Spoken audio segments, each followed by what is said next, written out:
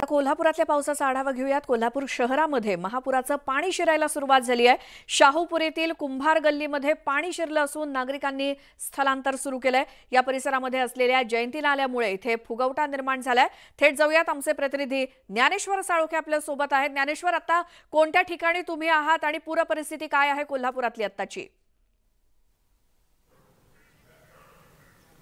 श्वेता, कोल्हापुरात आता महापुराचं पाणी शिरायला सुरुवात झालेलं आहे। मी सध्या शाहूपुरी कुंभार गल्ली या परिसरामध्ये आहे आणि या ठिकाणची जर दृश्य पाहायला गेली तर हा संपूर्ण परिसर आहे आता पाण्याखाली आल्याचं आपल्याला पाहायला मिळतं। या सगळ्या परिसरामध्ये सध्या पाणी शिरलेलं आहे। मात्र हे जे पाणी शिरलेलं आहे ते जयंती नाल्याचं पाणी आहे ते आपल्याला दिसून येते, कारण मोठ्या प्रमाणात आहे ते कळंबा तलावाचं पाणी सुद्धा मोठ्या प्रमाणात या जयंती नाल्याच्या मार्फत आहे ते पंचगंगा नदीला जाते आणि पंचगंगा नदीला फुगवटा निर्माण झाल्यामुळे साहजिकच जयंती नाल्याला सुद्धा फुगवटा आता निर्माण झालेला आहे आणि या सगळ्या परिसरामध्ये आता पाणी शिरायला सुरुवात झालेली आहे। विशेषतः हा सगळा परिसर आहे तो कुंभार गल्ली म्हणून ओळखला जातो आणि या ठिकाणी गणपती तयार करण्याचं काम सुद्धा आहे ते मोठ्या प्रमाणात हाती घेण्यात येते।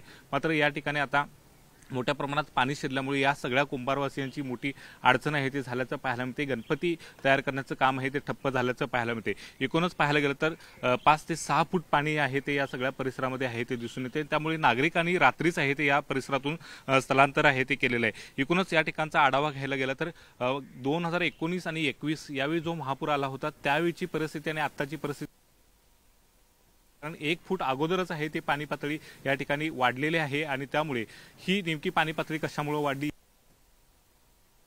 घेण्याची गरज आहे ती इथले नागरिक व्यक्त करत आहेत। मात्र या सगळ्या परिसरामध्ये पाहायला गेलं तर 2 नाले आहेत ते या ठिकाणी दिसून येतात आणि या नाल्यांच्या पाण्याचा विळखा आहे तो संपूर्णपणे आता शाहूपुरी कुंभार गल्ली या परिसराला बसल्याचं पाहायला मिळते। पंचगंगा नदी अद्याप ही धोक्याच्या पातळीवरती आहे आणि राधानगरी धरणाचे 6 दरवाजे आहेत ते उघडलेले आहेत आणि त्यामुळे एकूणच पाहायला गेलं तर कोल्हापूरची परिस्थिती आणखी चिघळेल अशा पद्धतीचं वातावरण आहे ते निर्माण झालेलं। मात्र आलमट्टी धरणातून 3 लाख क्युसेस इतका विसर्ग वाढवल्याने तो काहीसा दिलासा आहे तो मिळालेला आहे।